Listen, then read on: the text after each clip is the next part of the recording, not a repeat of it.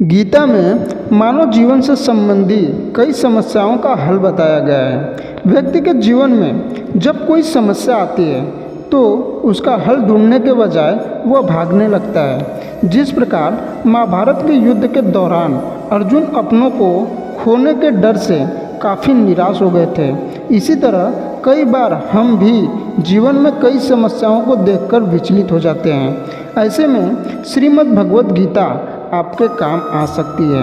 भगवान श्री कृष्ण ने गीता के माध्यम से व्यक्ति को सुखी जीवन जीने के कई तरीके बताए हैं। ऐसे ही उन्होंने ऐसी 4 चीज़ों के बारे में बताया है जिसकी इच्छा व्यक्ति को कभी नहीं करनी चाहिए। अगर वह इन 4 चीज़ों का इच्छा करता है तो वह कष्टों का भागीदार बन सकता है। आइए जानते हैं उन 4 इच्छाओं के बारे में।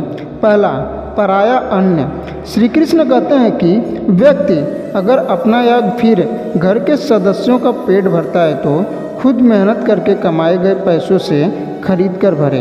किसी दूसरे के अन्न में खुद का हक न समझें, क्योंकि वो अन्न भी किसी के द्वारा की गई मेहनत के बाद ही मिला है। ऐसे में अगर आप पराया अन्न की इच्छा रखते हैं तो स्वास्थ्य पर अच्छा असर नहीं पड़ता है।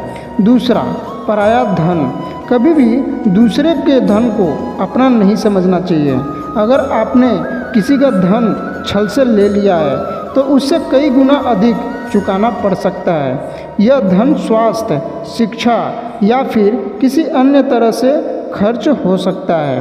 तीसरा, पराया दान।